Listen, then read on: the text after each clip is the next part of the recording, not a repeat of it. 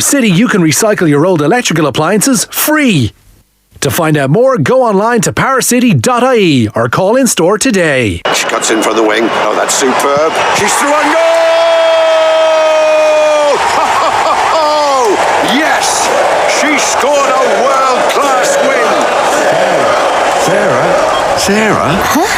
Oh. Cadbury Buttons or Dairy Milk? Oh, gosh, sorry. Don't dream about a world-class win. Enter to win one. Meet a world-class footballer and win an epic holiday worth 8k. Only with Cadbury. T's and C's apply. Visit worldclass.cadburyfc.com. The Euro Millions Mega Draw is back, and it's pretty big. It's actually massive. On Friday the 2nd of June, the Euro Millions jackpot will be a guaranteed €130 million. It's just too big to miss. The National Lottery. It could be you. Play responsibly. Play for fun.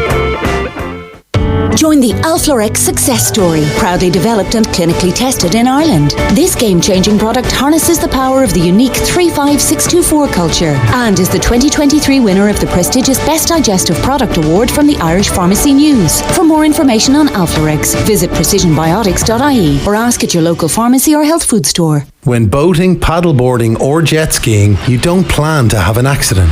They happen. When they do, you need to be ready. This is Water Safety Ireland. Always wear a life jacket on water. Safety is one thing you can plan for. For advice, visit watersafety.ie. Better safe than sorry. Supported by the Government of Ireland. We are the Pet Shop Boys. One of the most successful acts in music history. Pet Shop Boys bring Dream World, the greatest hits live tour, to 3 Arena Dublin on June 19th. Tickets from $82.05. On sale now from ticketmaster.ie. Additional charges may apply. Pet Shop Boys, Dream World, the greatest hits live. Tickets on sale now. The Sunday Papers on Off the Ball. Now, you're welcome along. Sunday video, we are joined by Shane Keegan of Cobh Ramblers, amongst other things, and Cian Tracey. What is dominating on the sports sections? So we have Imagine, it's been a long wait for them. So Magical Munster, Hodna Tri-Secures United Rugby Championship crown for men in red in Cape Town final. That's the Sunday Times. Munster 19 points to 14 winners. And then interesting story, bottom of the Sunday Times then, Duncan Castle's here. So Barcelona want to sign Bruno Guimaraes of Newcastle, and they are willing to pay about £87 million sterling to get him over to Barcelona. He would have signed obviously from Lyon in January of last year for 40 million. He has been outstanding, and it's caught the attention of Barcelona and PSG. So Newcastle are going to offer him a load of wedge to stay, is the reporting, an improved deal to stay at St James's Park. However, the funny thing with Newcastle, it does seem as if financial fair play is being enforced at a time when they don't want it to be enforced. So Newcastle, they declared revenues of 180 million for the financial year just gone last year. That was the first under Saudi Arabia ownership. Turnover is expected to increase from that 180 million to 350 million next season, with Champions League and some new sponsorship deals, including Saudi Arabian sponsor of their jersey. But if you think 350 million sounds like a lot of revenue, Man City's revenue is 613 million. So Newcastle, despite having endless money in the guise of the PIF, can't spend it the way they might like. So keeping Guimaraes mightn't be as simple as just saying throw him whatever he wants. They are limited by what they can spend, and there's even some sense in the piece that they might look at selling Guimaraes to make the 90 million, and therefore they can spend that. So that's kind of an interesting story there, because he's been to the fore for Newcastle this season. We have the Mail on Sunday. It's Magical Munster on the back again. They end the drought, 19 points to 14 win, and then Cusack must go. We'll come to this piece. This is Michael Dignan, their columnist inside the Mail on Sunday, and he says Donald Cusack's position as GPA president is now, quote, untenable in the wake of what he said about the Tailteann Cup. We have the Sun then. This was a relief for all concerned. If you saw the game yesterday, the Championship playoff for the Premier League spot, Luton won on penalties, and their captain Tom Lockyer stumbled and fell over and then tried to get up and fell back to the ground in a way that just spells something very, very serious. And this was just 6 minutes into the game yesterday. So it was wonderful when his father Steve put a photo on Twitter of his son celebrating the penalty win, surrounded by family. Looks to have some kind of monitors on his chest, as you might imagine, but he's in the full of his health, it would appear, and cheering on the team as they won. So that could have been the most awful situation for Luton. In the end, it turns out to have been a dream day, so we'll see them in the Premier League next year. And they also have the headline redemption, as in the Red and Munster redeemed. Sunday World, perfect 10, picture Harry Kane. Eric Ten Hag has secured apparently bumper transfer kitty after leading Manchester United back into the Champions League. His top target is Harry Kane. And then Sunday Mirror show a picture, glass from the past. These were halcyon days, 2003, and it's Big Sam dancing with JJ Okocha on the pitch after they survived relegation at Bolton, that is. And so he said he'll do a similar dance with the Leeds players if they survive today. It is very much in Everton's hands against Bournemouth, but Leeds and Leicester waiting to pounce. The Observer go with Luton yesterday. Mad for it, Hatters. Luton Town promoted to Premier League after a dramatic 6-5 shootout defeat of Coventry. And then Sunday Independent, the scenes at full time when Munster win in Cape Town. Munster marvels, Mighty Reds end their 12-year drought with victory in Cape Town. So seeing as Munster are everywhere, Cian, you can get the ball rolling on this. I would think start of the season abysmal, midway through the season Champions Cup looked to be in major doubt, Leinster freewheeling and glorious. If we'd pressed pause somewhere mid-season, even maybe a month and a half ago, and said this is how it's all going to play out, fellas, we might have been a touch surprised. But Munster have not just plucked their season from the fire and turned it into satisfactory. It's now the beginning of something, I'm sure in their eyes, hopefully something very special. Yeah, the most successful Irish province over the last 2 years. You would have got some odds on that a couple of months ago, Joe. It was a remarkable win. It had all the hallmarks of a classic Munster story. Doing it the hard way in terms of going to South Africa. You had a couple of thousand Munster hardy souls who made the expensive trip, and my God, like, you just have to tip your hat to anyone who forked out at such short notice to make the trip, because memories of a lifetime I'm sure they had in Cape Town. The scenes over there looked unbelievable. There's talks now Munster are going to be having a homecoming in Limerick tomorrow night at Thomond Park, so you're really like kind of reliving kind of the glory days. And you're right, Joe, I think that's the biggest thing to come out of this, that you know, it doesn't really feel like the end point of this journey. Like, this is year one of the Graham Roundtree project, year one of Dennis Leamy, Mike Prendergast, Andy Kiriakou coming into the coaching staff. So it's absolutely brilliant for Irish rugby. It's a nice little boost on the back of Leinster losing the Champions Cup final last year. There was a lot of doom and gloom. You know, what does that mean for Ireland's World Cup prospects? Well, this is a serious shot in the arm, and like I said,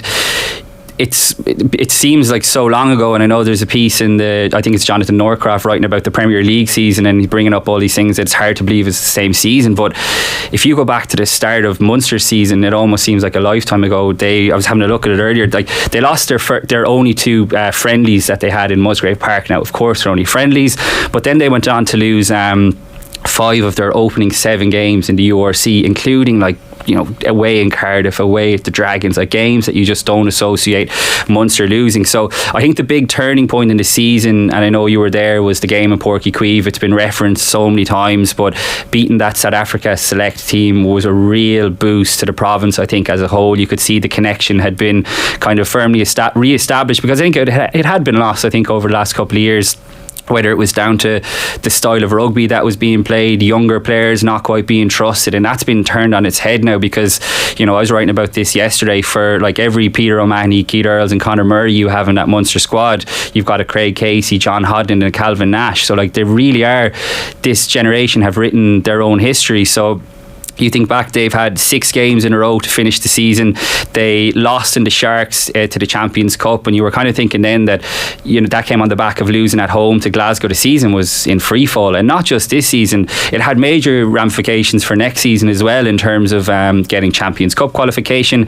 And now all of a sudden they're going to go into the Champions Cup draw as one of the number 1 seeds. So it's remarkable what they've done, and they deserve full credit. Like, we spend a lot of time, no less in here, talking about Leinster, like, but this is a huge story for Munster rugby. Yeah. One of those other young players, Jack Crowley, makes the headline of Peter O'Reilly's piece, for instance, in the Sunday Times. Crowley inspires Munster to first title in 12 years. So he says, there were times in the opening quarter especially that Jack Crowley seemed to be playing the game at his specially ordained pace, gliding over the heavy surface effortlessly. By the way, it is the worst pitch in world sport, but that's for another day. And teasing the Stormers by passing the ball under their noses. And he was like so flat to the line. It was quite literally under their noses. It's a great line by Peter O'Reilly. Whether running, passing or kicking from hand, his execution was almost flawless. Within the space of 2 weeks, he has surely reshaped the pecking order of fly halves behind Johnny Sexton, and I dare say he may well have. Other points that Peter O'Reilly makes, he talks about the coaching ticket. So Graham Rowntree, and if you didn't see the full-time scenes, the coaching box erupted, except for Rowntree, who just put his hands to his face, drained, I would think, by the whole experience of the past year. Mike Prendergast has developed a sophisticated attacking game, and again, Munster wouldn't have played the rugby that they played yesterday under the previous coach. That is a fact. And Dennis Leamy's defence has transformed from that disastrous mid-season slump where they conceded 130 points in 3 games.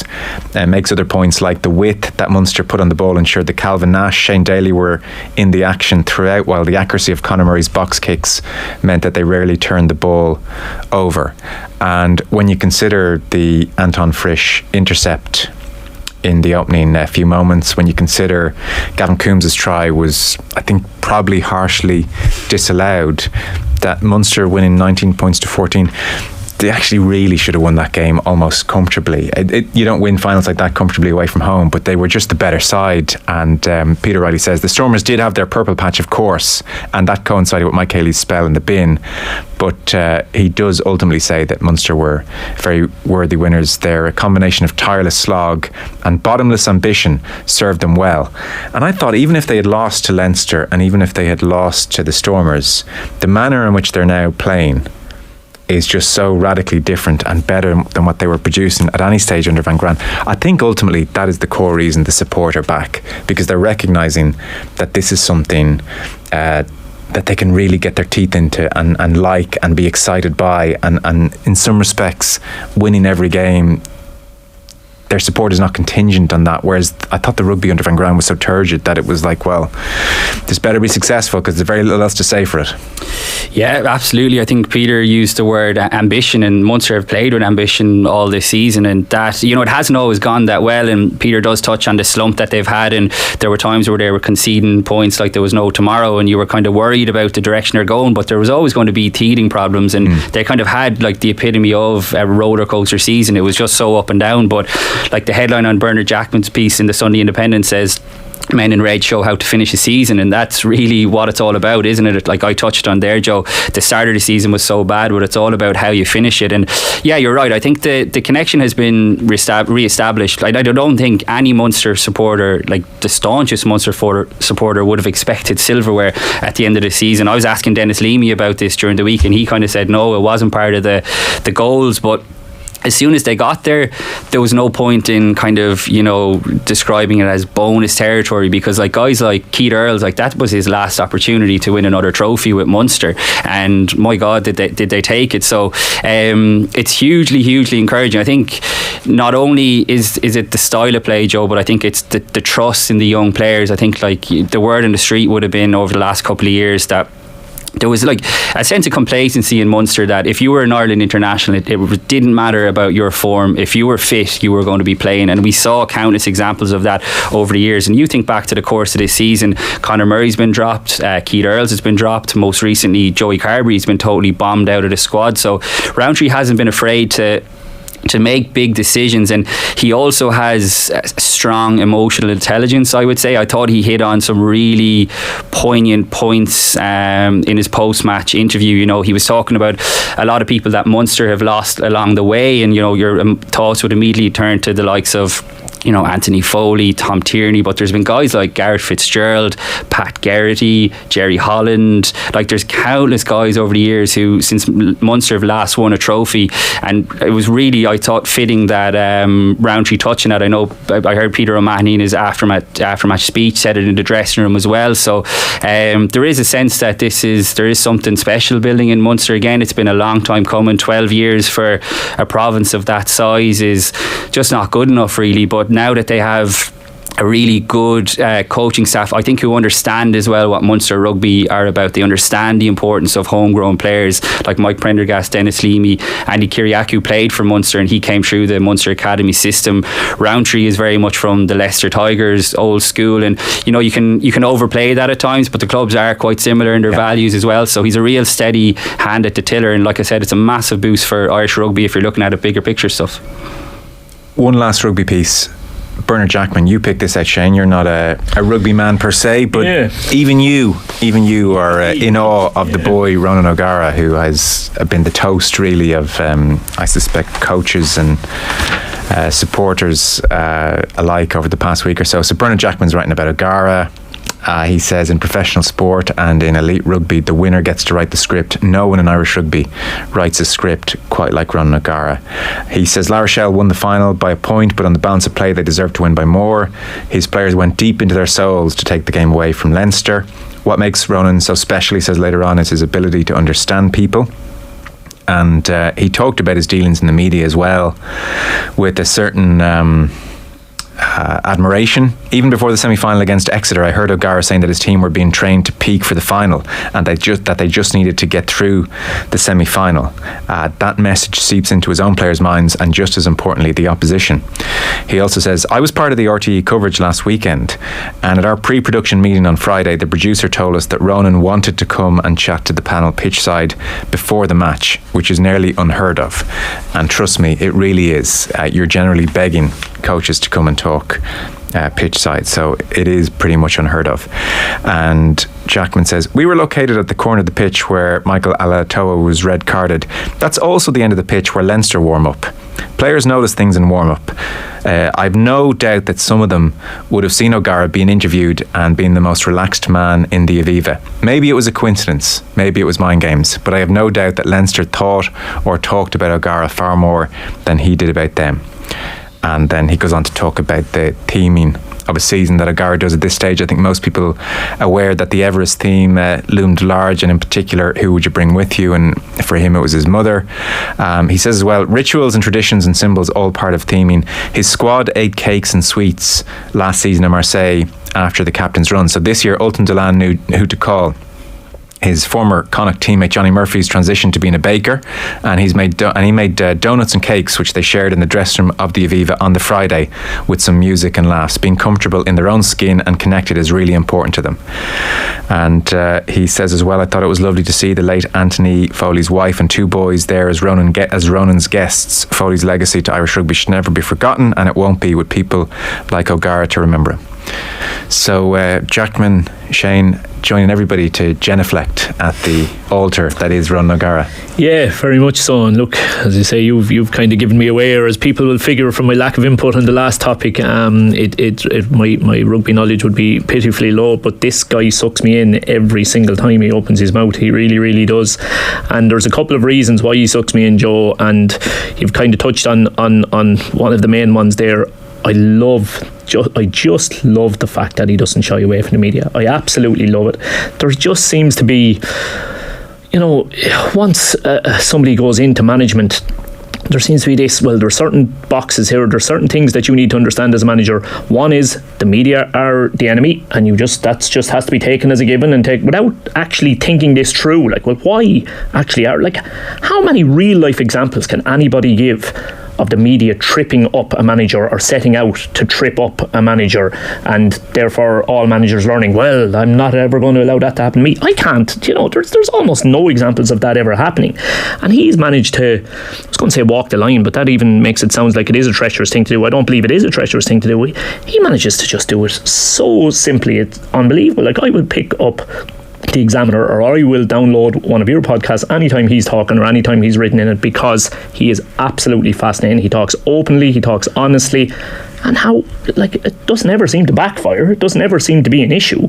I just think he's fantastic at it, and there's so few of them. The only other real one that I can think of is, I would probably have O'Gara in my top 5 coaches in any sport, and another guy who I'd have in those top 5 is Steve Kerr of the Golden State Warriors. And Kerr does the exact same thing. Like Kerr does a weekly podcast where he comes on and he chats away completely up whether they've won, whether they've drawn, whether they've lost, whether they're on a good run, whether they're on a bad run, whether there's been some controversy. He comes on and he chats away to a guy who he always refers to as, now it helps that he knows Molly's life kind of a thing, and it's that kind of a conversation. But again, it's and I'll tell you what it always makes me think as well. I don't know, thinking with my own football manager's hat on, right? I don't know if it applies as much in rugby or in basketball, but anytime I hear O'Gara or anytime I hear Steve Kerr talk, one of the upsides I think of is, if I'm a player and I've got options between clubs, I want to play for that guy. That guy that I hear talk so openly and honestly, or that guy that I read about and has got really interesting, thought-provoking stuff, that's the guy I want to play for. I think you can really, really sell yourself as a manager and a person that people want to work under there, and nobody sells themselves as well as this man, in my opinion. It's very interesting. I think if La Rochelle had faltered or if things weren't going well, you would absolutely hear lots of people saying, and maybe even writing in the media, O'Gara should spend less time talking off the ball and writing in the Examiner and more time coaching La Rochelle. Guarantee you. And I think all managers are acutely aware that accusation will be out there if they don't succeed. Whereas, as Jackman's piece says, he talks the talk and he walks the walk. Now, I think anyone who would say he should be spending less time writing for the Examiner and talking off the ball as opposed to coaching, it's just easy, low-hanging fruit. It has no bearing on how things go with La Rochelle whatsoever. And that, you know, O'Gara talks a lot, Andy Farrell doesn't talk very much. Ultimately, it makes very little difference. There's also the big thing here is, and like I totally agree with everything that Shane said, and it would be brilliant for, especially for the likes of me and you, Joe, if more people were like Ronan O'Gara, but there is a huge element that he's not in Ireland at the moment, and it's kind of easier to, I think, keep in touch that way, whereas it's a matter of, you know, when, not if he returns to Ireland. I don't think the access is going to be as open as it is now. Like, I would be shocked if, let's say, Ronan O'Gara was the next Ireland head coach, if he was still coming on off the ball as regularly as he is, writing in his Irish Examiner column. I'd be very surprised. I could be wrong, but I'd be very surprised. I think it's a very clever way of Ronan O'Gara, you know, staying and keeping, reminding everyone that he hasn't gone away and he's over here in La Rochelle paving his way. But it'll be fascinating to see how that dynamic is when he comes home, I think. Yeah, the couple of other things, like you spoke about, Roundtree's emotional intelligence. I mean, again, you know, has anybody got as good as perfected understanding of emotional intelligence as much as this guy? He just seems to have it off to a T. And you know, you speak about the teaming, and I do like that. It is something that I've often looked at myself. How do you build a narrative around a journey that people really buy into? Like, I would be fearful that if I tried to, and even by saying, I was about to say if I tried to pull off, but even by saying I tried to pull off, it sounds like that it's a gimmick. I would be fearful that if I tried to pull off bring a photo of the person that they wanted to bring them on the final ascent to Everest, that it would just look cheesy and corny and gimmicky. Easily ridiculed. Very easily ridiculed. And that my own players would think, here, this is some American. And imagine David Brent want to leave the room, please. 100%. Here's a guy who's doing it in his second language with, and I know he spoke about it already, in multiple different cultures. Like, it is remarkable, because I was going to ask you actually what your kind of thoughts on kind of teaming was, because it is obviously the buzzword at the moment, and I think the guy who does it, David Sharkey from Mullingar, I think he's an English teacher, which is fascinating as well. I'm pretty sure he is. I tell you what's super interesting. First dressing room I could think of that would laugh you out of the room if you brought that in is the Munster team he played on. Really? Yeah. A few of those would have brought into it. Yeah, I think so. But it's all about how it's packaged, and his eyes have been opened at the Crusaders. Yeah.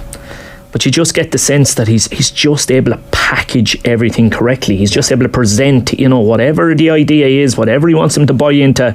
He's just able to present it and package in a way that people think this is not like, this is not for show. This is not, as you said, David Brent. This is real. He genuinely believes this, and therefore we believe it too. And there's massive, like you hit the nail on the head there, Joe. Like, in terms of, like, it is a Crusaders. Well, like, I mean, I'm sure loads of other teams are doing it, but the Crusaders have really brought it in and made it famous in rugby.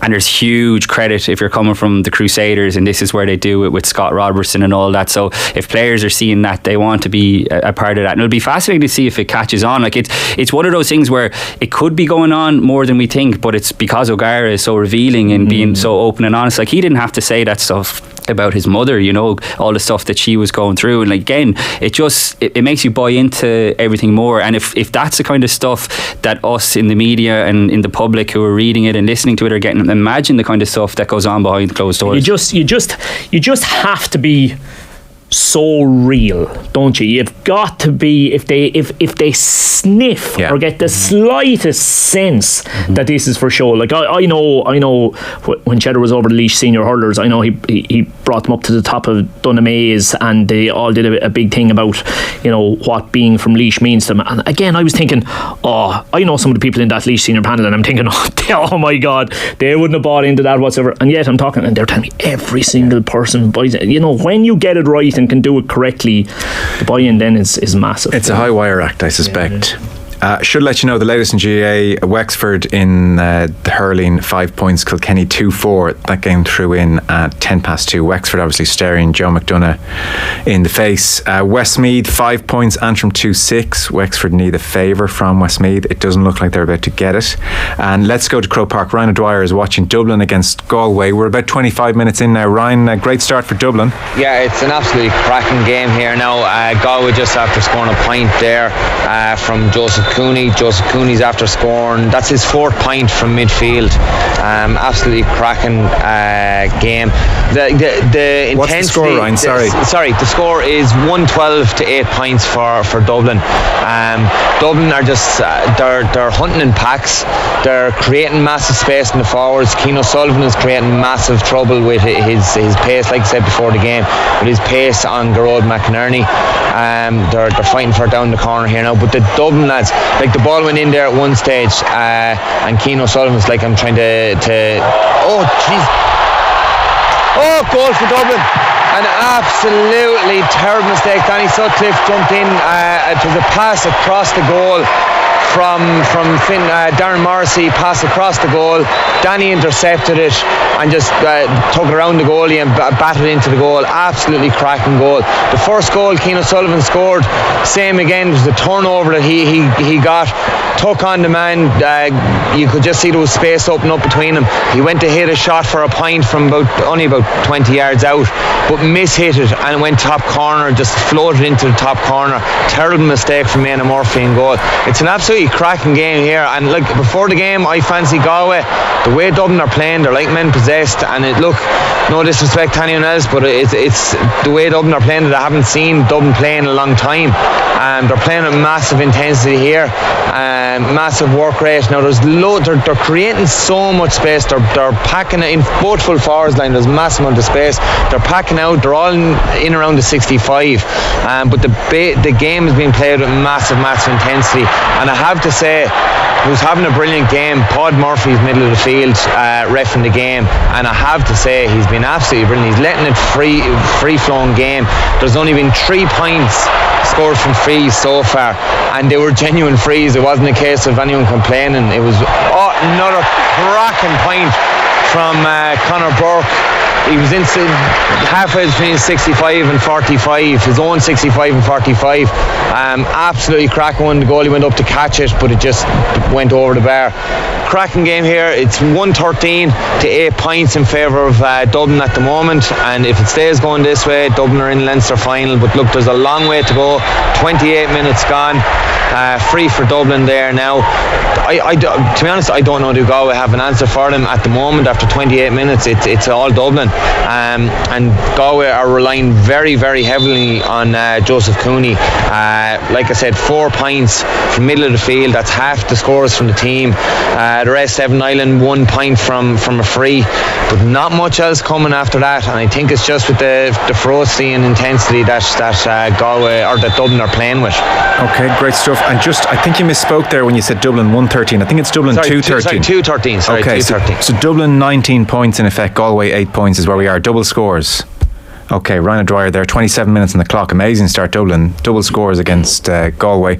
We're going to take a very short break. We're back with more from Shane and Cian on the papers. Just 1 second.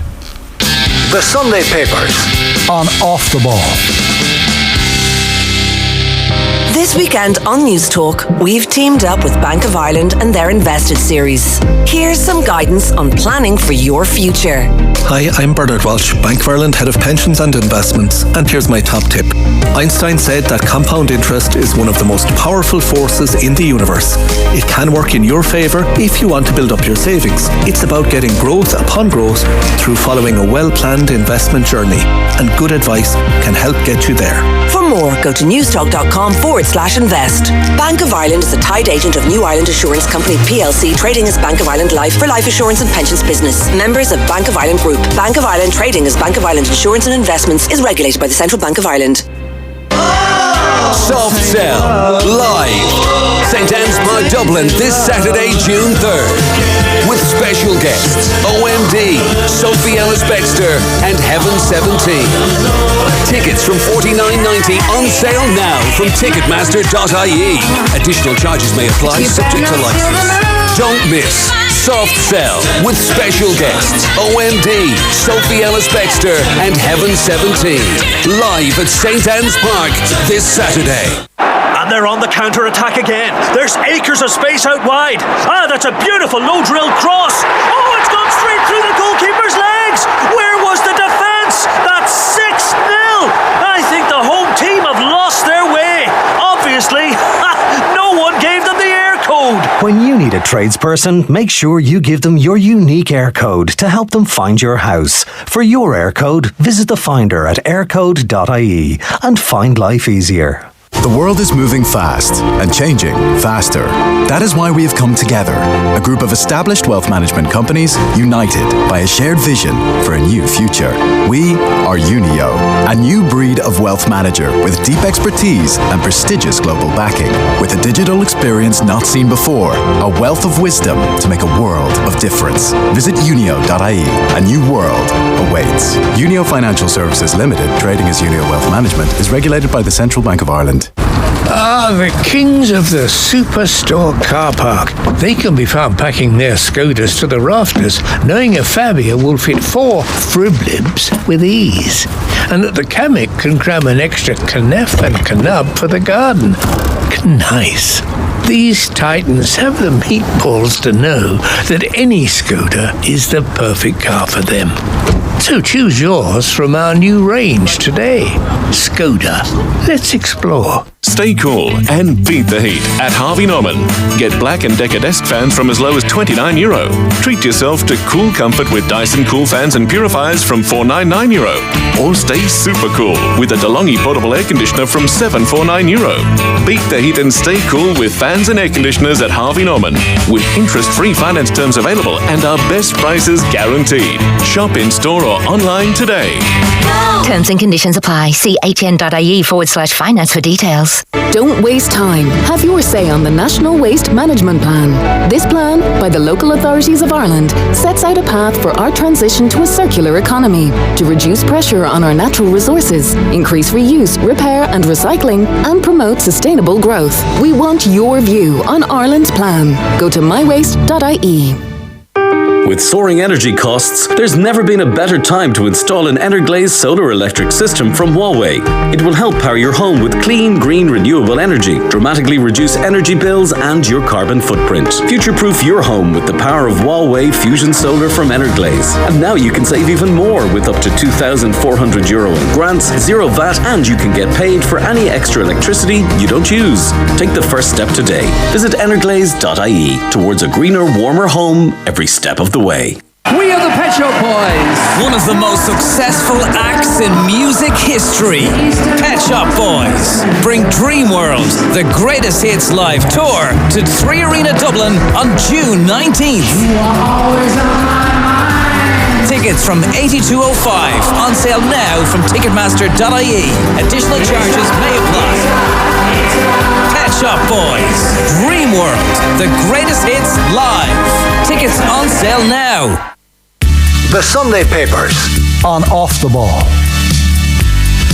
You're welcome back. If you're just tuning in, lightning start for Dublin against Galway at Croke Park. The hurlers lead 2-15 to Galway's 10 points. Already a long way back for Galway. We're just coming up on half time. Wexford, they are up against it from the point of view of relegation. They need a favour from Westmeath against Antrim, which they're not getting currently. Antrim 2-7 to 8 points up against Westmeath, and Wexford at home to Kilkenny today. They are trailing 6 points to Kilkenny's 2-7. So writing may well be on the wall already for Wexford. We are reviewing the papers here in studio with Shane Keegan and Cian Tracey. So to GAA, Michael Dignan on the back page of the Mail on Sunday, his column is alluded to, and inside he says it's time for Donald Cusack to step down as president of the GPA. Now his piece starts by comparing Munster and Leinster in hurling, and he reckons that the notion that Munster is way ahead of Leinster is wrong, and he says if you look back over history over the last 50 odd years or so, 23 Leinster titles, All-Irelands that is, 23 for Munster, 4 for Galway, and he said we'll claim Galway now, so that makes it 27 to 23 Leinster. So there's nothing between the provinces. But later on he talks about Donald Cusack's comments about the Tailteann Cup, and he says no matter what the argument is, he wants to talk about hurling, or more importantly Munster hurling. But why haven't Cork won an All-Ireland since 2005 with their huge resources and playing numbers? To me, Donald has this goldfish bowl mentality. It's all about Cork and Christy Ring and Munster hurling only. He said with the way the GAA is developing, with all the strides made with ladies football and camogie, it all feels out of step. The biggest problem I have with his comments is that it's coming from someone who is president of the GPA, one of their founding members.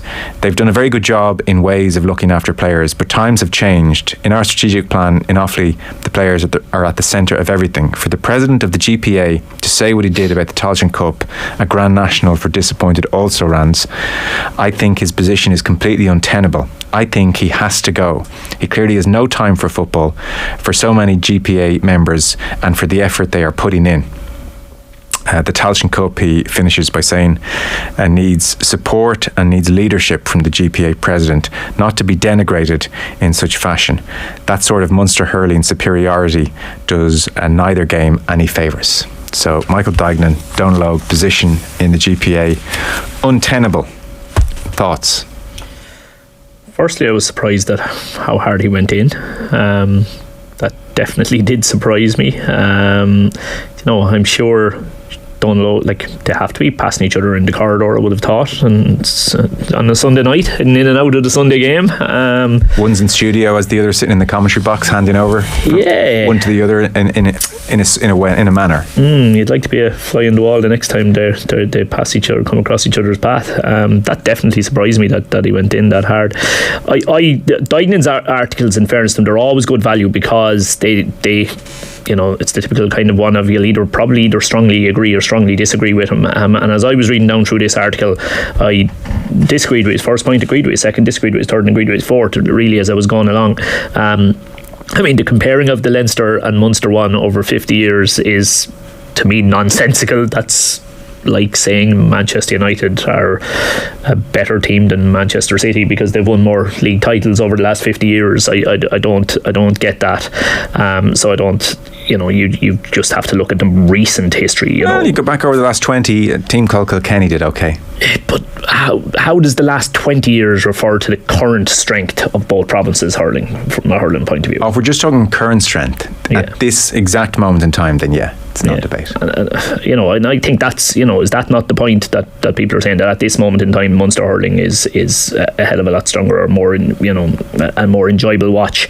Down the years, people would generally say Munster's where it's at. Yeah, fair enough. Yeah. The Kilkenny players of 15, 20 years ago would admit to sitting there with their arms crossed, listen to all this guff during the early part of the season at Munster hurling and saying, we'll show you in Croke Park. But during the Kilkenny era, was it not a case of Munster is where it's at because it's so competitive? We know Kilkenny are going to hammer no matter who comes out of Munster. Yeah. But it's a great Munster championship because it's so level and it's so tight between us all. Yeah. In that sense, the second point, the one on the fact that Offaly, that he's arguing that Offaly are almost been punished in an area where they should be rewarded for trying to promote both codes equally. I couldn't agree with him more. Yeah, he says Kilkenny should have half their funding taken away. You could definitely see where he's coming from there. 100%. You have to hand it to Offaly. Offaly are doing a massive amount right off the field at the moment, underage levels, Joe, and they should be rewarded for that dual approach without a doubt, in my opinion. What about Donlogue? Yeah, I agreed, then I disagreed. I agreed that Donal Óg's comments were poor, ill-judged. I know we're going to talk a little bit more when we talk about Eamon Sweeney's piece. I think sometimes we all maybe go over the top when we're trying to make a point, and I think if he had an option to retract the comments without actually having to say I retract the comments, he might take that option, I would have thought. Do I think it makes his position as GPA president untenable? No. We all say something stupid, we all say stuff that you kind of immediately cringe after you've said. Michael Duignan is doing an unbelievable job as chairman of the Offaly County Board at the moment, but if he says one stupid thing, should he then have to step down? No, that would be awful for Offaly GAA, absolutely awful for Offaly GAA. And when you're in the media as much as he is, or when you do bits like me and Cian are doing here now, or when you open your mouth like Donal Óg does, there is a chance that if 95% of what you say is right, there might be 5% that makes you look foolish and stupid. Yeah, I wonder, is it's significant that initially on the back of his also ran comment there was no call for him to go, but this has come now subsequent to him being offered the chance to just, if not quite retract it in that conversation with Joanne Cantwell, to just couch it in softer terms. And just what I mean by that is they're very disappointed to be there. They would prefer to be in the Liam McCarthy, in the Sam Maguire. That's all I was getting at. It wasn't to denigrate them.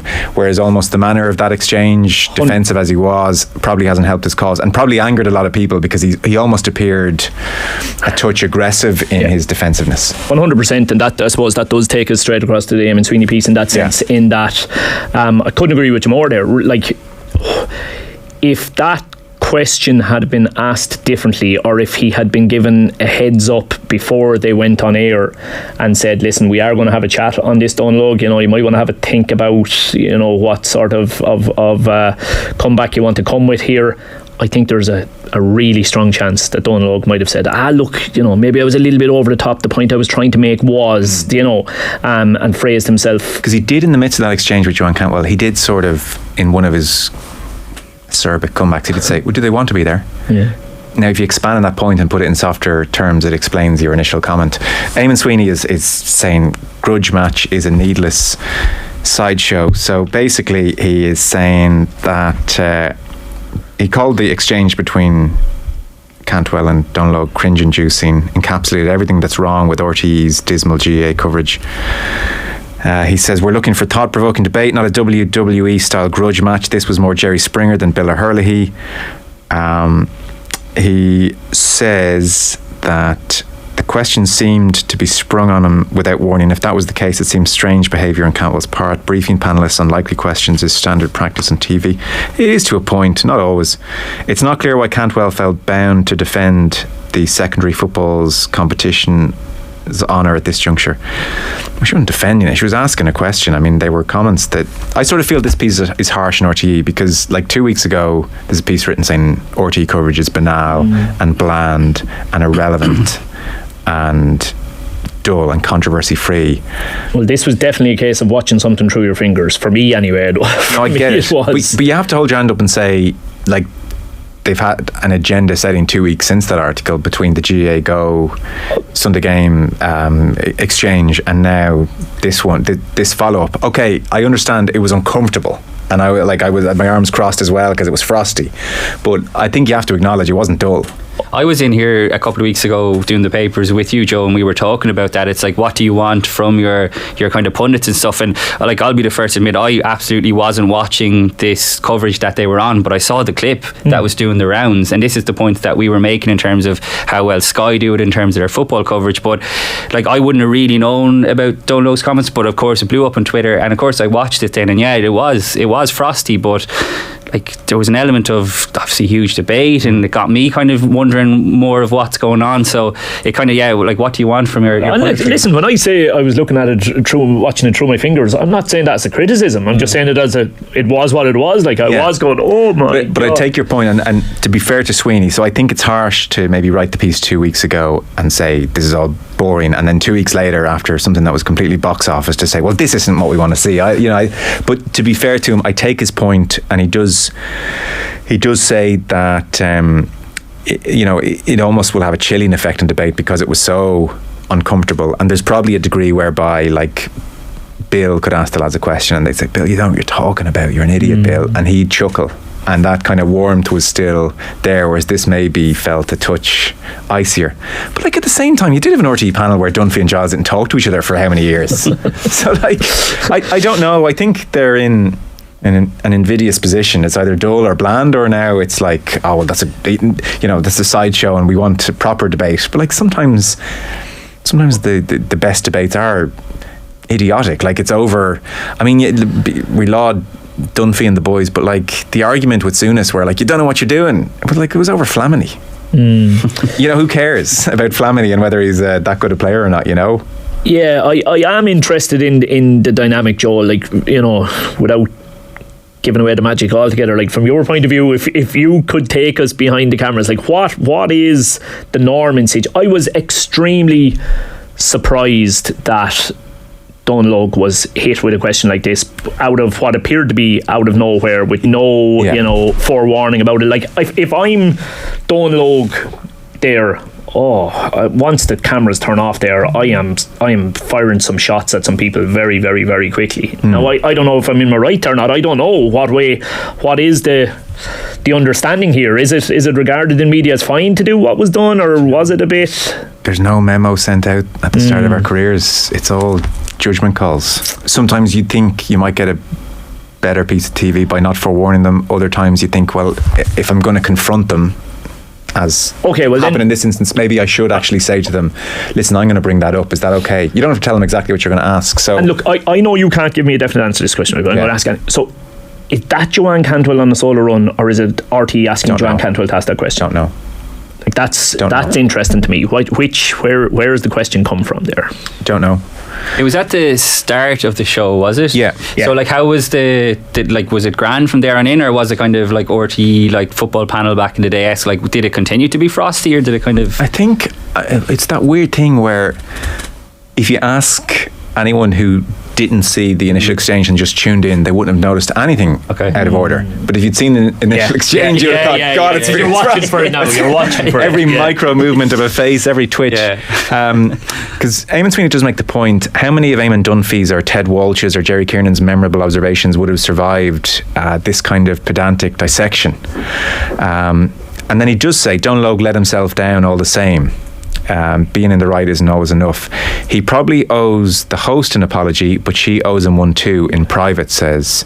Oh, he handled it poorly, Joe. There's no doubt he handled it poorly. I just think, everybody could have come out of this looking a little bit better if... And look, we probably wouldn't have got the TV moment that... Well, that's the interesting thing. Yeah, we wouldn't have got the TV So maybe moment. If you preemptively say, listen, a lot of criticism of your remarks on Morning Ireland, I'm going to ask you about it.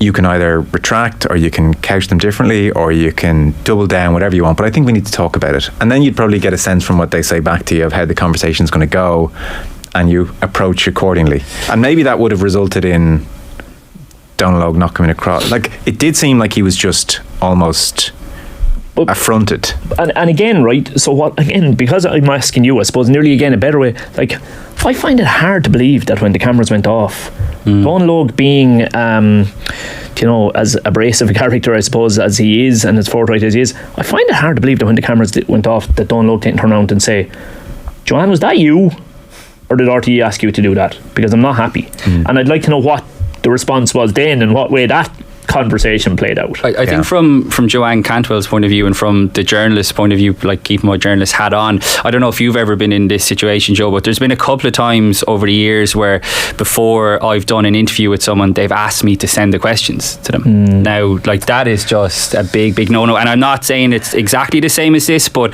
just to your point, Joe, if Joanne Cantwell had given some sort of a heads up, then you maybe would have gotten kind of a polished answer that maybe you weren't quite looking for, because the notion of me sending interview questions to an interviewee is just, I don't know about you, Joe, but I certainly wouldn't do it. I wouldn't sit down to interview someone if they knew. Now, that's not to say that like I'm coming armed with anything, and by the way, the occasions that it did happen, there was nothing like extra controversial. They just wanted to be prepared for anything possible, and I didn't feel comfortable about doing that, so I said thanks but no thanks. So maybe that's some sort of direction Joanne Cantwell was coming from it. I'm not sure, obviously, either. I don't know. It all depends on your position, I suppose, as a broadcaster, because Eamon Sweeney says Cantwell is supposed to be Cusack's colleague rather than his opponent. Now, a lot of people would say, yeah, I agree with that. Whereas, and I've had people get on to me, like who I would respect in journalism, and say, you're not their colleague. You're there to hold them to account. Yeah. So that point that Cantwell is supposed to be his colleague rather than his opponent, that's not a fact. That's a point of view. That's Sweeney's point of view for sure. But not everyone would agree with that. Some people would absolutely, and have said it to me, listen, you're not there to be O'Gara's friend. You were there to hold him to account. Everything he says has to be examined. And I think that's the approach that Cantwell has. And it serves her very, very well in loads of instances. And it was totally fair enough that she asked that question. Yeah, but maybe it's. I don't know if it's totally fair enough to blindside somebody with the question. Maybe blindside's the wrong phrase. Yeah, we don't know she blindsided him, by the way. True. And again, what I would say, by the way, is once the decision has been made that she is going to ask the question, I think she then actually handled the interaction really well. Like, she didn't cower away from him coming back. She kind of stood reasonably firm without being overly aggressive. Again, it's, similarities with Shane and Kelly Harrington's situation maybe a little bit. I thought she handled the whole situation reasonably well. I think he probably didn't handle it as well. Well, there's still yet I go back to what prompted the conversation, and I'm not sure who was in the right and who was in the wrong in that sense.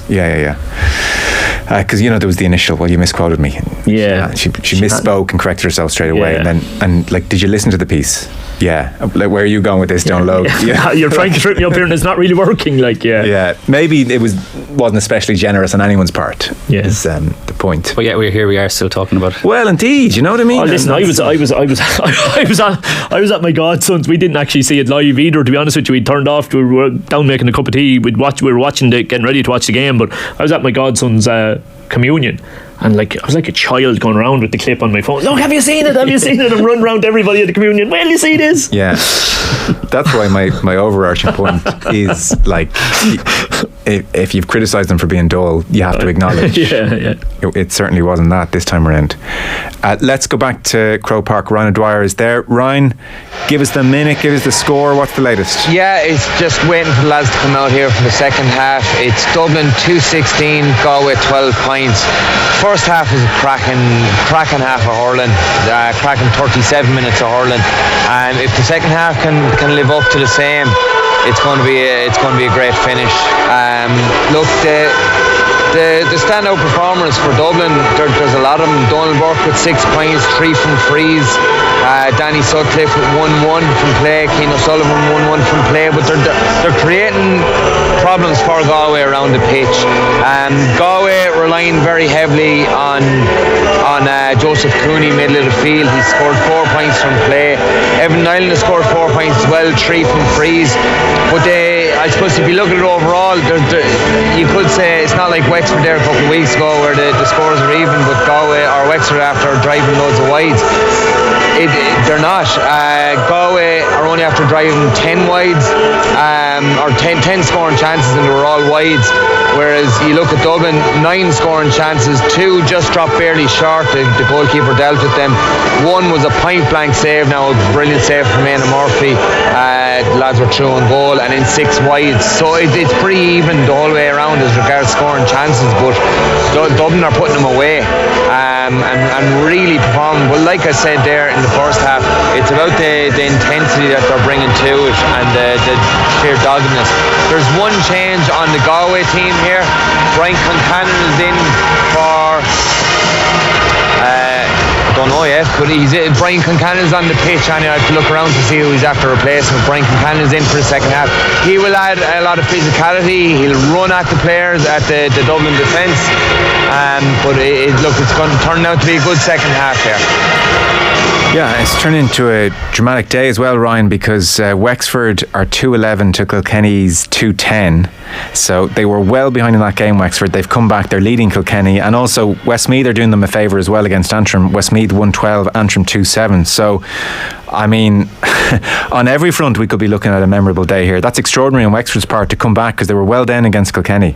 Yeah, no, look, just to hit the ground running in the second half for Wexford, because look, they've been good sorry, just the ball dropping in there. They've been good all year this year in the first half, but it's the second half, that 15 minutes at the start of the second half is the time that seems to be leaving them down. So they need to hit the ground running when they come out of the dressing room in the second half against Kilkenny, because you don't get too many second chances against Kilkenny. No, true. Thanks for the time being. So all going to plan for Dublin, 2-16 to Galway's 12 points. Second half just getting underway. Short break. We're back with Shane Keegan and Cian Tracey on the Sunday Papers. The Sunday Papers on Off the Ball.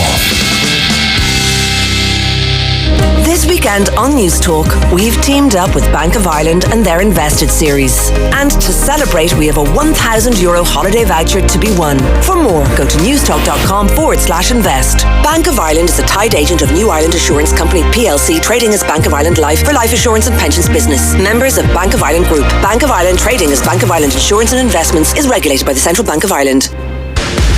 Experience the extraordinary at Carlow Arts Festival this June 7th to 11th. 5 days of incredible Irish and international arts events. From live music and theatre to dance and performance, visual arts and so much more. See carlowartsfestival.ie. Funded by the Arts Council, supported by the Leader Programme. He's dribbling down the wing. He's past one. He's past two. He gives and he goes again. He gets it back and he's clear. All he has to do is finish it off. Oh, and he's missed. All he had to do was send it home. It seemed like he didn't know where the goal was. Yeah, he obviously never got the air code. When you need a tradesperson, make sure you give them your unique air code to help them find your house. For your air code, visit the Finder at aircode.ie and find life easier. Go full Lidl for a summer of savings just like our customers. Day trips, great value for money. Like, you can fill the trolley, you can fill a bag then to bring on a day trip, and then money for whatever else you need. Pack lunch, bring fruit, bring sandwiches. And money left over for a cup of coffee on your day trip. Yeah. Go on. Go full Lidl today. With prices hotter than a hot wash and in your home faster than a high-speed spin cycle, well, almost. Every day is laundry day at appliancesdelivered.ie. So clean. Find a huge range of energy-saving washing machines and tumble dryers from Whirlpool, Hotpoint, Indeset and more to browse and buy today. If it's online, it's in stock. With next-day delivery guaranteed across Greater Dublin. Proud part of Expert Electrical. Appliancesdelivered.ie. Or visit our store on Main Street, Malahide. See it, buy it, get it tomorrow. After a long, hard day, treat yourself to something luxurious. Your drive home. The sleek new Nissan X-Trail has a dreamy, luxurious interior and is now available with e-Power, Nissan's unique hybrid driving system that lets you experience the pleasure of electric driving without the need to plug in. And it's available in 5 or 7 seats, so even the school run feels like a spa break. The all-new Nissan X-Trail with e-Power. Drive it to believe it. Book your test drive today at your local Nissan dealer. Nissan. Innovation that excites. Hi, I'm Ken Doherty. For all van drivers and business owners, InsureMyVan.ie is Ireland's low-cost van and commercial insurance specialist. For high-quality van and all commercial insurances, call InsureMyVan.ie. City Financial Marketing Group Limited, trading as InsureMyVan.ie, is regulated by the Central Bank of Ireland. Guaranteed Irish business members continue to sustain jobs and communities across Ireland, just like your local top-line DIY builders merchant, serving home, garden and building enthusiasts nationwide for generations. Don't miss Top-Line's great summer sale now on, with fantastic deals on garden furniture, like the fabulous Eden Rose rattan set, reduced by a massive €400, or on barbecues like Sahara 3-burner gas barbecue, now only €399. With over 160 stores nationwide, there's a Top-Line store near you. So look out for the G. Guaranteed Irish. Altogether better. Time for an outdoor makeover? Roadstone Retail have got porcelain paving, block paving, limestone and granite, decorative gravel, walling, and everything you need to get the job done. Transform your outdoor space with Roadstone Retail. Our new displays are open to the public nationwide. Shop online or find your nearest store. Visit roadstone.ie. An evening with Lionel Richie. Performing all the hits all night long. St. Anne's Park, June 4th. With very special guests, the Human League. Tickets $69.90 on sale now from Ticketmaster.ie. Additional charges may apply, subject to license. Lionel Richie, live in Dublin. Tickets on sale now. The Hard Shoulder with Cian Tracey. Thinking of all those lads I was in secondary school with, and when you see them to this day, you still call them by the nickname, even though there's an awful background story to it. Exactly. I'm sure that they prefer to forget about. Well, it's a thing with Irish people as well, isn't it? We love a good nickname. There's so many. We do. The Hard Shoulder with Cian Tracey. Weekdays from 4. With Nissan. On News Talk. Conversation that counts. Got something to say? That woman was incredible on The Hard Shoulder, Cian. Such an inspiring story. Sean, that film recommendation from Movies and Booze was top notch. Just what I needed. Pat, where can I find that delicious fish recipe? That caller you had on, Andrea, was spot on about the energy crisis, but we need to look at alternatives. Want to join in on the chat? Send us a WhatsApp.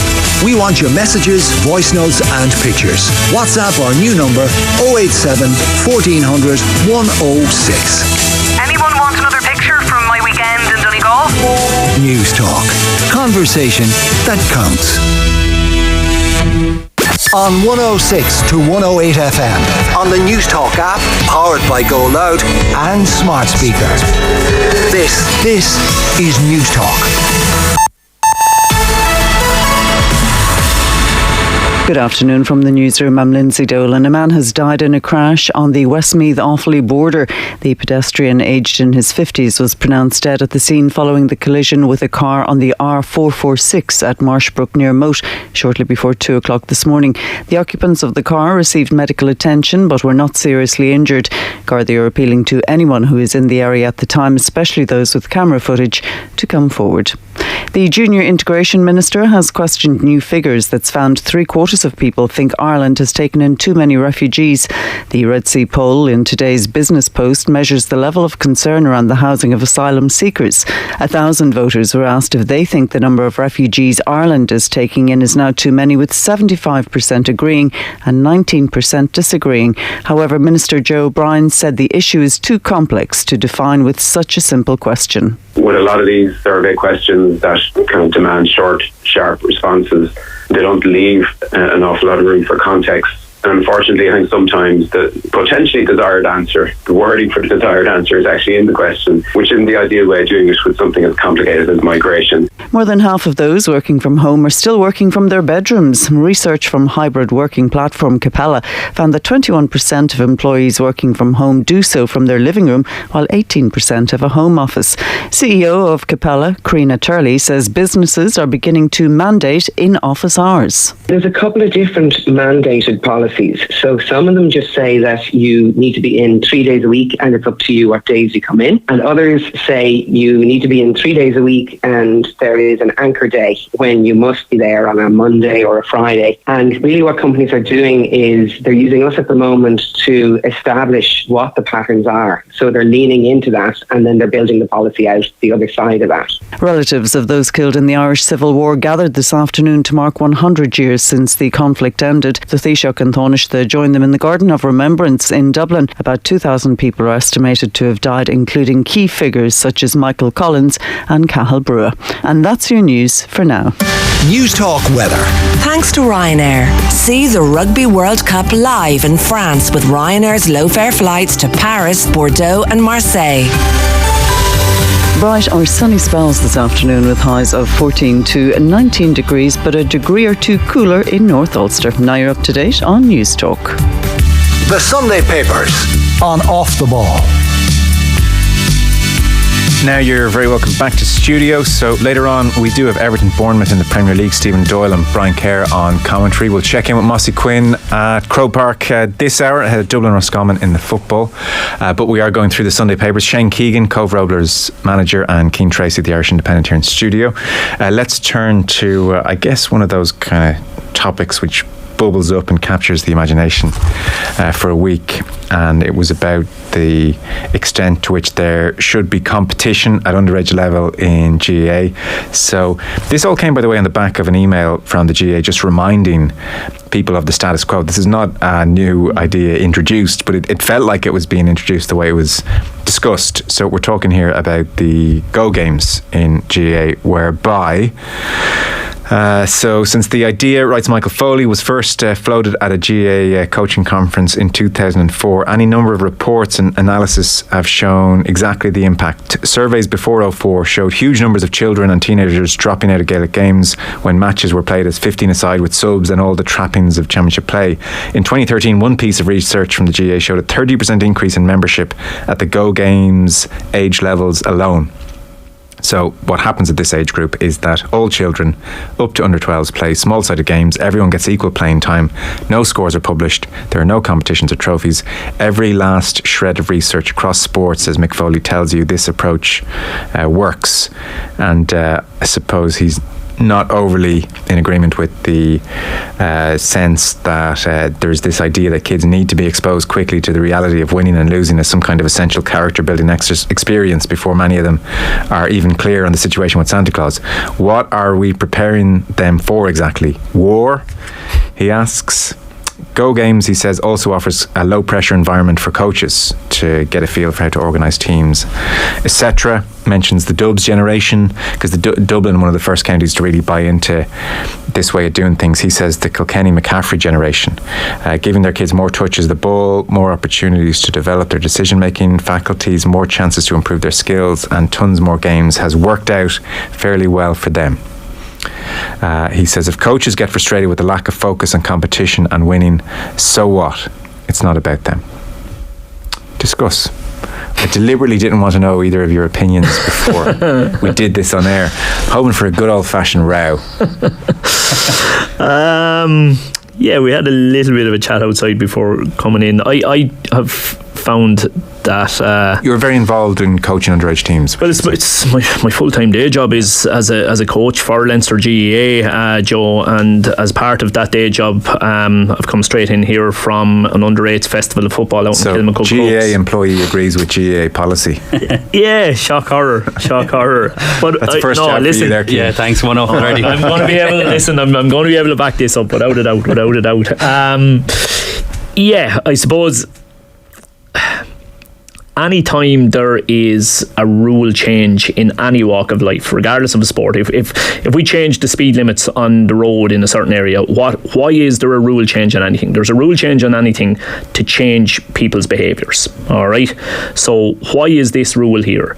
Like, this is the whole premise of it from the start. Is this rule is not here to change the behaviours of the people playing the game. It's absolutely not there to change the behaviours of the people playing the game. It is 100% there to change the behaviours of the parents and the coaches on the sideline at the games. I've heard the argument made this week elsewhere that, but sure, if kids have a game on the lawn at the front of their estate, or if kids have a game in the schoolyard, they'll keep the score. They'll be competitive. They'll knock lumps out of each other. They won't go non-competitive. That is because they have the perfect environment for competition, i.e. there are no parents and coaches interfering and ruining it on them. Like, we have to make it a competitive environment for kids to play a match, we need to remove the competitiveness from their coaches and from their parents. Once you do that, that allows the kids to be extremely competitive. That under-8 blitz this morning, Joe, that's still going on, I'll be tipping out for the tail end of it when we're finished here, is non-competitive. There isn't scorelines being kept. I'll come back to that, a little bit of a caveat on that, right? There isn't scorelines being kept necessarily. They're not announcing which team won, which team lost at the end of every game. There is no league table. I think there's like 8 groups of 4 or something like that is the way they have it set up. It's an unbelievable tournament out there, in fairness to them.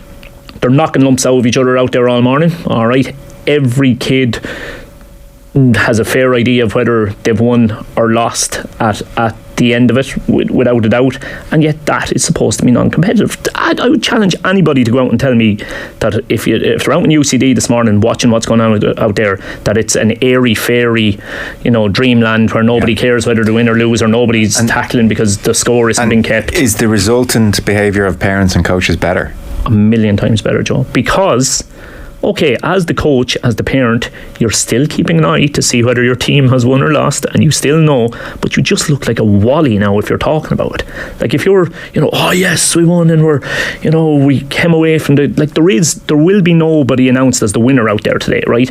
If there was, everybody's focus on the sideline shifts. Okay, if the results are going to be published online, we don't want our Portlaoise team being seen to have come bottom of a group. So therefore, don't put on Johnny, because we need to win this one. We need to stay on the right side of this one. Don't let Johnny off. We have an easier game coming in the next game. We might be able to get Johnny on the field in the next one. Let's leave him there for this one. And you know how we communicate to the players. Next ball, we have to win the next ball, because we don't want it up online that we finished bottom of a group. Like, it completely alters behaviour. Completely. You know, yes, you might end up winning all of your games out there today, and technically you know that you were one of the best teams out there, but you can't go back to the lads in the pub this evening and talk about winning a tournament where there was no winners in the tournament, or where we're not keeping that. You just look stupid then. So I think it does completely change the dynamic. I think some of the points that Michael makes within it are brilliant. Like, the Go games is fantastic. It's absolutely fantastic. I'm a bit of a mixed breed in that my own young fella, so his club Bursley Cotton, we had Go games yesterday morning against Castletown over in Laois, and again, like, it was just an outstanding morning. And look, the referees have learned to be brilliantly diplomatic in this. I'm pretty sure yesterday's referee somehow managed to send the Castletown lads away thinking they had won, and sent the Bursley Cotton lads away thinking they had won as well, by kind of just being cute about it. Yeah, it was a tight one, but you know, and you're praising both teams. It's not like, you know, give me the argument against it, is what I keep saying. Give me the argument against it. Cian, this woke world has gone mad. No, we probably overhyped our disagreement, even though I don't even think it was a disagreement, because I'm not out in a weekend watching these underage games, and you know, I'm not seeing the behaviour of parents on the side of the pitch. So I totally accept Shane's point. All I can do is compare it to my own experiences when I was growing up, and I can tell you now that I stopped playing a particular sport because there was just very little to no competitiveness in it. We were told we'd be playing competitive games against this team, that team. You'd rock up on a Sunday morning, and we were training again. At the time, I was probably playing 4 or 5 sports, so I just sacked off that sport. I left it off. I just lost interest in it because there was no competitiveness. Again, this is just me. I much preferred to go and play the other sports that there was something tangible there. And this is, I was only 10 or 11 now, by the way. When you were a winner. No, but not necessarily winner. But like, I know. By default, I'm a loser. But like the idea that the referee sends both teams home and they both think they're in just leaves me a bit cold. If I'm being honest, I don't know if I'm too cynical. And again, like, I don't have kids, like, where, you know, I understand the argument that the participation is really, really important, and you don't want to see, because we've all been on teams over the years where we've seen people who don't get as much game time, and that's like, I'm not for that whatsoever. But the notion where everyone wins and we all go home happy leaves me a bit cold. And like I said, I would worry, and again, I don't have anything to back this up, but I can only compare it to myself.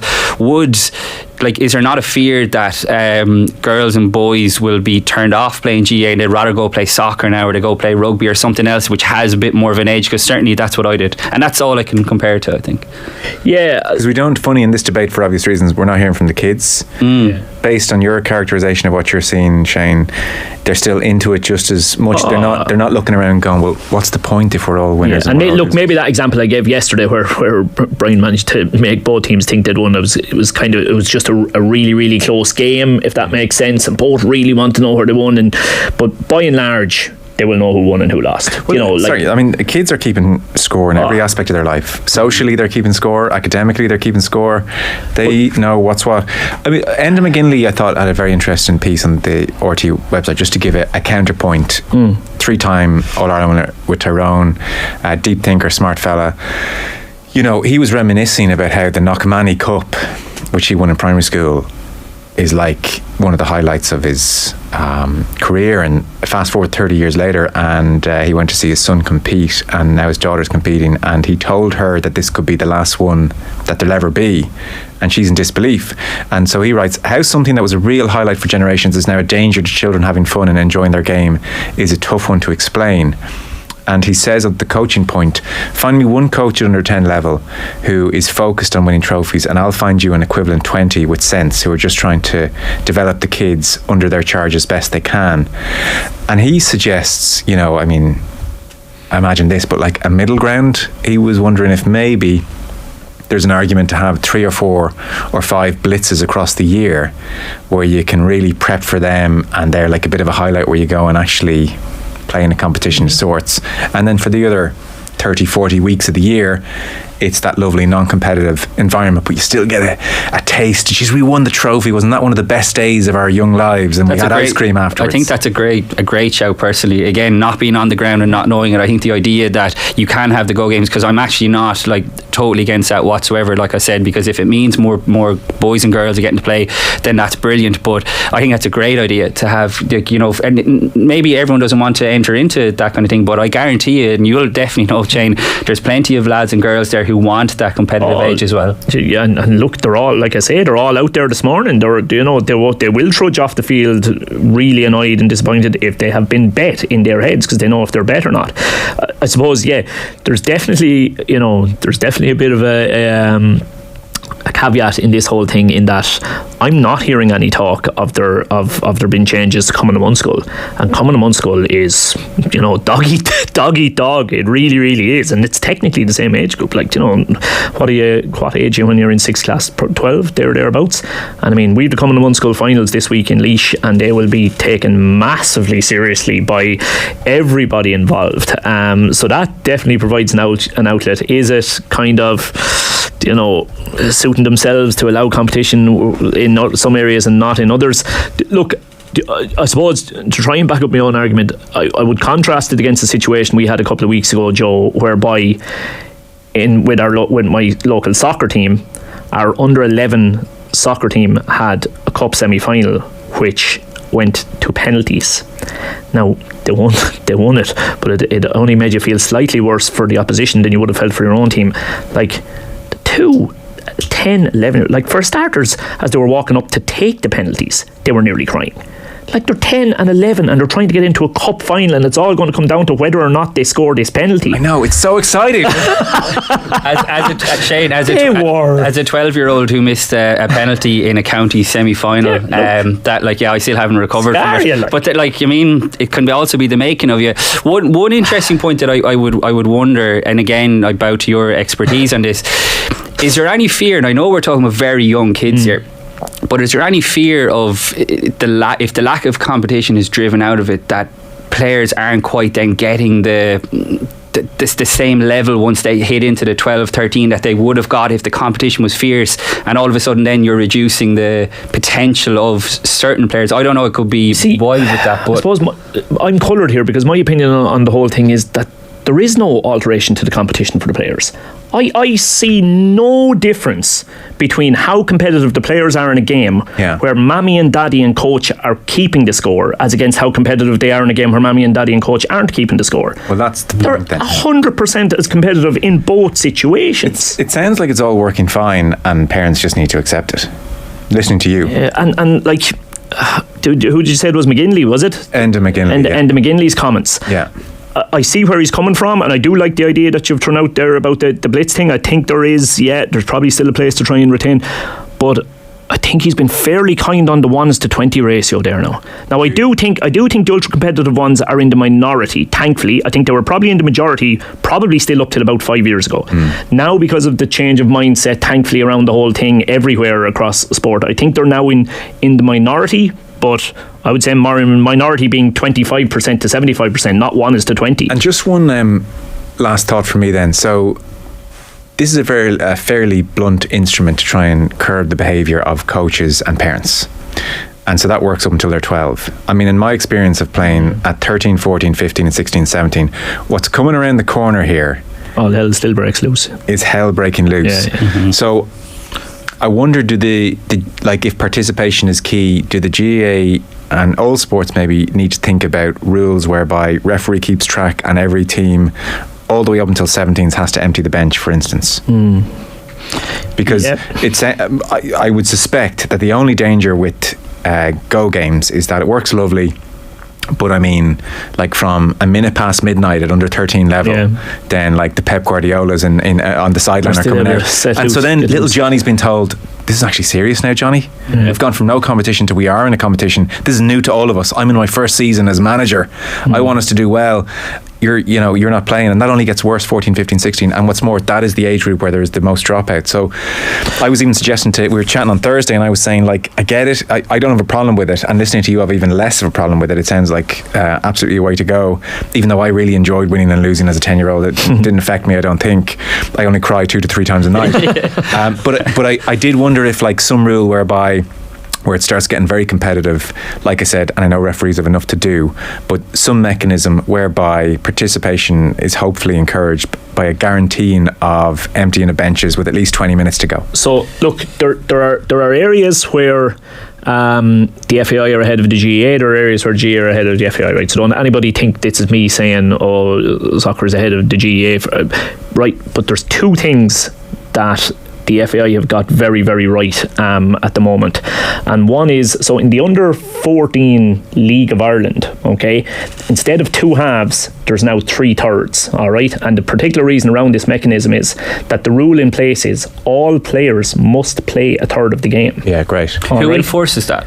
The coaches are supposed to enforce it, but you can be, having been at Underage League of Ireland games, you can be pretty sure there'll be at least one FAI official at almost every League of Ireland game. The local FAI. They're not sent along though to make sure that Johnny is getting his game. Like, I'm just curious. Keep an eye out. They're told to keep an eye out. Very progressive. It's very progressive, Joe. Yeah. And the other one, arguably even more progressive, which I think would definitely take a bit longer to maybe be considered maybe within the GAA, is overage players are allowed to play down.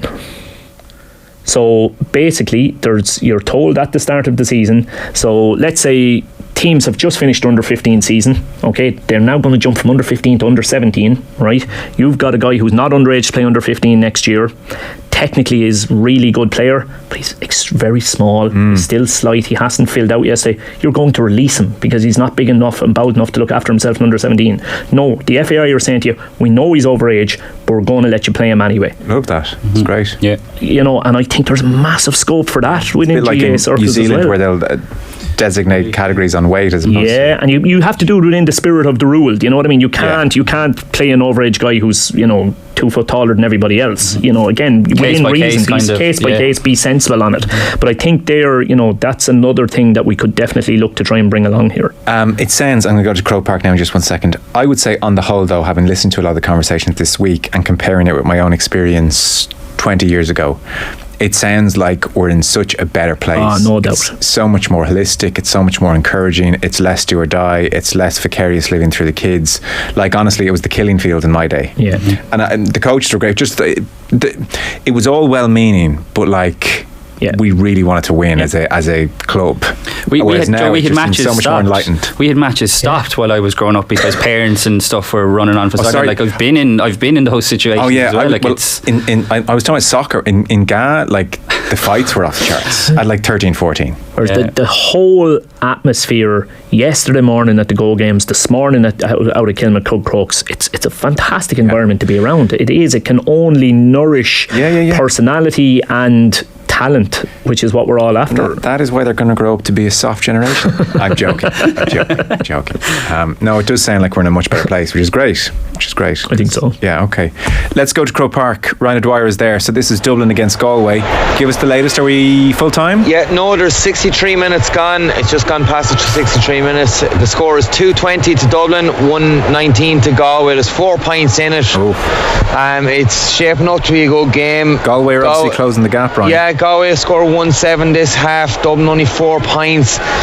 Still playing, both teams playing with massive intensity. Like the first half, Dublin were playing with massive intensity. Galway were a little bit off the pace.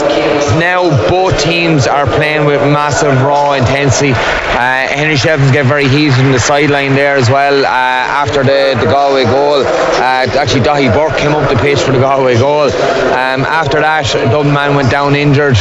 You might say to kill time, but I think he generally got knocked there, and Shefflin was very animated on the sideline. But it's turned out to be a cracking. The clock has just gone to 64 minutes now. It's going to be a cracking last 6 minutes and 2 or 3 minutes added on. It's shaping up to be a cracker. So hopefully a blue result. Okay, very good. Thanks for the time being. Should let everybody know Wexford are beating Kilkenny. They were well behind in this game. They've come back. So it's Wexford 4-13, Kilkenny 2-13. 54 minutes on the clock. Wexford staying up as things stand. Westmeath going down. They're trailing against Antrim 116 Westmeath, Antrim 219. We might turn to, in broad terms, Premier League football. Loads of interesting pieces. Thought I don't know how convinced I am. Andy Cole just was a kind of interesting read. I keep calling him Andrew. He's a spiky character, and he always has been really spiky. We had him in a roadshow once, and I couldn't work out if it was just very defensive, and I kind of didn't love the media. Warmed up as it went on, but it was like a slow thaw, I thought, and that comes across a little bit in this interview. So he's been asked about the fact that Erling Haaland, after all this time, has finally broken his record of 34 goals for Newcastle in the 93-94 season. And he's asked, how does it feel to see your records broken? I couldn't give an F, says Cole. I'm being honest. I'm not anal that way in any shape or form about someone breaking my goal scoring records. Now, some people might be pissed, but people say I must be disappointed. Why? Because someone scored more goals than me. It's taken 20 years to get that close. Am I going to rock myself to sleep and think, oh God, someone's broken my record? No, I'll take my hat off to him. I'll salute him. Later on in the piece, for instance, the point is made that only Shearer, Kane and Rooney have scored more Premier League goals than Andrew Cole. So Wayne Rooney, Henry, Aguero, Harry Kane, Michael Owen, of all of those great strikers, only Shearer, Kane and Rooney have scored more. Take away penalties, and Cole only scored one penalty, and only Shearer has scored more. So Cole also has 5 Premier League titles, 2 FA Cups, Champions League as part of that treble year. Does he think he doesn't get the credit he deserves? Do you want me to be honest with you? He asks. Of course. Do you want me to be brutally honest? Yes. It's a game. People have played this game with me for many years. If you look at everything I've achieved in my career, there is no striker I've played against who's achieved what I achieved and doesn't get the accolades I should be getting. Not one. If you talk about numbers, which everyone does, mine stack up. If we're talking about achievements, there's no one who's achieved more than me. So how can people talk about me as if I was very fortunate to be able to achieve what I achieved? I know there's an agenda because everything stacks up on my side. Later on in the piece, the journalist James Sharp, who spoke to him, says Cole believes his race has played a part, and because he refused to give interviews during his playing days, people branded him as arrogant. He felt the media was out to get him. Was his sense. And then he's comparing the 99 United side with City of 23, and he says, I wouldn't change what my team achieved. We're the first team to do it, and until someone else actually does it, we're still the best team. You see all the nonsense people are saying. What makes me laugh is they talk about this 99 team as if it was just bang average. I don't know if they do really, but that's his sense. Obviously he's had his health issues as well. Kidney failure 2015, transplant in 17. His nephew Alexander, aged 26 at the time, donated his kidneys, or his kidney, of course, to Cole. Cole's marriage fell apart in the middle of it all. He says there's still good and bad days. It's hard, but I'm still here. I'm still cracking on. I'm still speaking my mind. There are days when getting out of bed is a bit of a struggle. Days when you don't want to do certain things, but you've got to crack on. I've got to enjoy whatever I've got left in me. And he's talking with great pride because his son, who lost his contract at Man City 8 years ago, will walk out at Wembley for Barnsley in the League One playoff tomorrow, and he's 28 years old now, and he's scored 16 goals this season. Cole will be there, and he's immensely proud. So I wouldn't even say unlikable. I don't know if likable would be the verdict. Would you not say unlikable? No. Oh, okay, look, probably being a bit diplomatic. Your road show's coming up, Joe.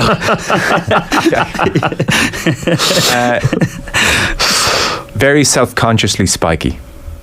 You must know he's been spiky. Yeah. You didn't like him? Nah, but I'd say that's you get a lot of people whose thing is that nobody likes me, and I like that nobody likes me, and he just kind of strikes me as that sort of fella. But that's not on the back of this, sure. I mean, it's been a reasonably well known fact for a fairly long period of time. I would have thought.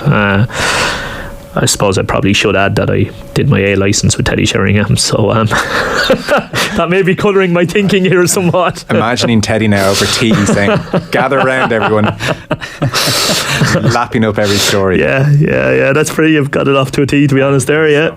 Well, to be fair, maybe Teddy wasn't a reliable narrator. True. I don't know, he just, like I say, it won't bother him. He's very much his own man, I would think, that's for sure, in fairness to him. But think you might have passed commented in the text, that do protest too much, possibly in terms of. I couldn't give an F and broke my records. Do you know what it reminded me of as I was reading through? Do you know that meme where it's a cartoon and there's a mask and the mask is smiling, but beneath the mask it's like this seething anger? That's what I couldn't stop thinking of as I was reading it. Do you think he has a point when he says his career is a bit disrespected, though? Yeah, absolutely. Because I think when you see it in black and white, and you've already read out the point that I had highlighted, Joe, just about the actual number of goals that he scored and takeaway penalties. Cole scored 1, only Shearer scored more. That, to be honest, and I would have grown up as in Andy Cole's generation, and I was really surprised when I saw that. So yeah, maybe he does have a point in terms of being disrespected. Yeah, obviously at Newcastle it was off the charts. It was frightening. And then when he moved to United, there was a settling in period, and he would have garnered the reputation. And I think Glenn Hoddle may have said it publicly. That's open to correction, but he would have garnered the reputation certainly as a striker who needed 2 chances to score 1, if not 3 chances for a time. I think he got better as his career went on and that improved, but it takes a long time to shake that reputation. I'm just wondering. I'm a bit who's disrespecting him? The media. How? Andy Cole was an absolutely unbelievable goal scorer. I think if you were to say to people, give me the great strikers in the Premier League, I think he would feel that most people, the top of their head, would take too long to get to his name. And I think that's true. I think most people would. They'd say Shearer, they'd say Henry, Aguero. they'd say Aguero. They'd say a few more, and then they might think, and Cole. They have Cole in the kind of, and that kind of Ian Wright territory. I wonder how much of it is because Fowler would get mentioned ahead of him. Van Nistelrooy, these kind of lads. Yeah. I wonder how much of it is because himself and York had this unbelievable partnership, the likes of which I know tactics have changed so much that we've very rarely seen since, and they almost were a duo rather than individuals, because Dwight York could argue lots of similar things. Okay, his numbers aren't as good as Andy Cole, but I think if you asked Joe people for a list, Dwight York could be well down. Now maybe that's fair enough, but York didn't do it for long enough. Yeah, but potentially, but he was good. Was it Villa he was with? Yeah, he was good at Villa. Yeah, he won a treble and he said, that'll do me. That'll do me. Yeah, I think that was the sense. It's a bit harsh. Cole kept doing it. I thought he was an absolutely unbelievable goal scorer. If you asked me to name top 5 goal scorers in Premier League history, I would probably have him thereabouts. But he's kidding himself if he thinks he's Erling Haaland. He's not. He doesn't care though, Shane. But he's not close to Erling Haaland. He doesn't care. No, he doesn't care. I'm sure he certainly doesn't care about my opinion or any of our opinions, I would have thought. But I agree with him that I agree with his opinion that he was an absolutely brilliant goal scorer. But if he's arguing that comparisons between himself, that he doesn't measure up to Haaland, are unfair, he's wrong. There was a bit of an underlying certainly that's what I was reading in it, that if I was playing in this Man City team, it's chance. I think there was a line in it, he's getting chance after chance, and it was kind of like, yeah, he did say he scored his 34th at Newcastle in a newly promoted side, so there was a hint of that, but I think even he would concede Haaland's on a different level to pretty much everyone. That's in the Mail on Sunday. Just to mention, by the way, it made for grim reading, and it is just a quick mention because this is not a new development, but Dan McDonnell, page 1415, just looked into the minutes of Irish players in the Premier League, and Dan rightly, I think, makes the point that comparing the current situation to the 90s is pointless because that was just a different world. But he said if you contrast it to just a decade ago, then you really see how the Premier League's ever burgeoning growth is really squeezing Irish players just in the last 10 years. So he says it's a stark representation. Consistently, we were around 25 players a decade ago. We're now down to half that number. And he basically says that Evan Ferguson is the cherry on a charred cake, because after him it's not great. So Evan Ferguson, he basically ranks the 12 Irish players on how their season has gone in order of the best season. So it's Evan Ferguson number 1, needs no explanation. Seamus Coleman number 2, 23 appearances. Number 3 is Nathan Collins, 25 appearances, but from Craig Dawson's purchase in January, basically hasn't played. Gavin Bazzuno 4th, and Dan says it reflects the lack of strength and depth that a goalkeeper who conceded a large number of goals playing for the division's worst side is deemed to be the 4th best Irish performer. 5th is Matt Doherty. Again, that's one of those things where you're was Matt Doherty at Spurs this season? 12 appearances. 6 is Mark Travers, but again, after conceding 9 at Anfield, he's been relegated to reserve status, and Bournemouth have gone from strength to strength. 7th is Joe Hodge, hasn't got on the pitch since January. 8th is Andrew Moran, Brighton. think most Irish fans would know Andrew Moran if he walked into a room. 1 appearance is for Brighton. That's number 8 on the list. Now, Dan does say this could age well, that he's been on the bench a dozen times, he's signed his 4-year deal. You know, his 1 appearance could be looked back on as the start. But 9 is Tom Cannon, Everton, 2 appearances. I don't think most people know Tom Cannon, loan spell at Preston. Shane Duffy, 10, 5 appearances. 4 of those 5, this is just insulting. 4 of those 5 coming with a minute left to go in proceedings. Shane Duffy's their 89th minute guy. And then you got 11 Conor Coventry, West Ham, 12 Conor Ronan Wolves, 1 appearance apiece. So I mean, Shane Duffy one smacks if we have a last minute corner, doesn't it? From a decade ago when we were at 25, now down to 12. Premier League's just not a league for Irish players anymore. Joe, go through those names and numbers. What's it going to be next season? All right. So obviously Evan Ferguson is the shining light. Yeah. If he wasn't there, how grim would this be? Everton could possibly be relegated today. Will Seamus Coleman be a regular for them next season, even if they weren't? Nathan Collins can't get in the team. Gavin Bazzoon has been relegated. Matt Doherty's gone out of the Premier League. Mark Travers can't get in the team. Joe Hodge can't get in the team. Andrew Moran can't get in the team. Tom Cannon is he going to stay at Everton or is he going to sign permanently for Preston? Shane Duffy is not going to play in the Premier League again. Conor Coventry has gone from West Ham. We'll have a few coming up, hopefully. Josh Cullen is the big one. Yeah. But we could be down to 2 or 3 next season. Dan does make that point. You've John Egan, Enda Stevens, Josh Cullen, Michael Obafemi. Yes. But the panel with this piece, Joe, because obviously you have the 12 names and it's stark, but the panel is really like stark as well. Like you mentioned Shane Duffy in the 2017-18 season, he was on 36. Like, you know, it's remarkable. Like, I mean, I was Shane Duffy. Look, you can't because you're getting paid that much. But like the 4th time I was brought on in the final minute, I would be saying, no, just think of the appearance fee, Joe. Appearance bonus. Appearance fee. Yeah. Appearance bonus, Joe. It's a big one. It's demoralising though, isn't it? 4 or 5 appearances with a minute to go. I'd take it. That's mad. I'd take it at all. No, you would think it might happen to you once in a season. Senior player. Anyway, yeah, that is fairly stark. We are pretty much over time. Just to mention, and you can sum it up, Cian, I don't think it needs much rubber stamping from our point of view, but Eamon Sweeney, as disgusted as everybody was when they saw the abuse which was levelled at a 9-year-old battling cancer. Yeah, like you said, it's not a whole pile that needs to be said out of it, but I thought it was good to see, I suppose, Eamon Sweeney bringing it up, because like when you heard about it on Friday night, it was just absolutely horrific. Like, you know, myself and Shane were talking about it outside as well, but you know, I do think it was good to see it, and the headline kind of says it all. Whoever you follow, we all need to be on Team Bradley. And look, I suppose for anyone who doesn't know, Stephen Bradley, Shamrock Rovers manager, his son Josh has been battling leukemia. And I thought Eamon Sweeney summed it up well here when he said, and obviously you've got Stephen Bradley came in for some abuse by, I don't even want to use the term supporters, Cork City supporters, because I just don't really think any decent human being would do that, let alone associate someone with the club. But anyway, on Friday night, wasn't it, after the game, there was a bit of abuse. So Eamon Sweeney says, when young Josh helped his father lift the League of Ireland trophy, it was one of the emotional highlights of the sporting year. That was Irish sport at its finest. Friday night saw it at its worst. Stephen Bradley must have felt like he'd been kicked in the teeth.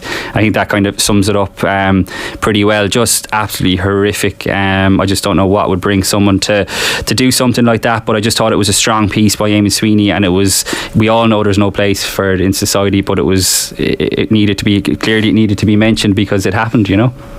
Look, it was the absolute lowest of the lowest, Joe. It really, really was. I would have no great fondness broadly overall for Shamrock Rovers, but I was in Tala when they lifted the trophy at the end of the year. It is not through a fondness for Shamrock Rovers or Stephen Bradley that I would have had a frog in my throat, but seeing the young fella out on the pitch lifting it, turned me to jelly, so it did. Yeah, look, I would commend those around the incident. Cork City were extremely quick to publish a reaction completely condemning those that were involved. It appears that they now have been identified, or pretty much close to being officially identified. They will, I think, get lifetime bans. I think So for those who know the setup of Turner's Cross, there's a pub on the corner where you can be in the beer garden in the pub and be able to see down into the pitch. That appears to be where the remarks came from. I think the pub itself played a significant role in identifying who the people involved were, so fair play to them for not being, making an ill-judged decision to try and protect their patrons or anything like that. So well done to the reaction to those around it is the one thing I'd say on it. Fellas, thank you very much. We are done there. Shane Keegan, Cobh Rollers manager, and I keep saying Cobh Rollers instead of Ramblers. A combination of Rovers and Cobh Ramblers manager Shane Keegan and Cian Tracey, the Irish Independent. Thank you both, fellas. Appreciate it.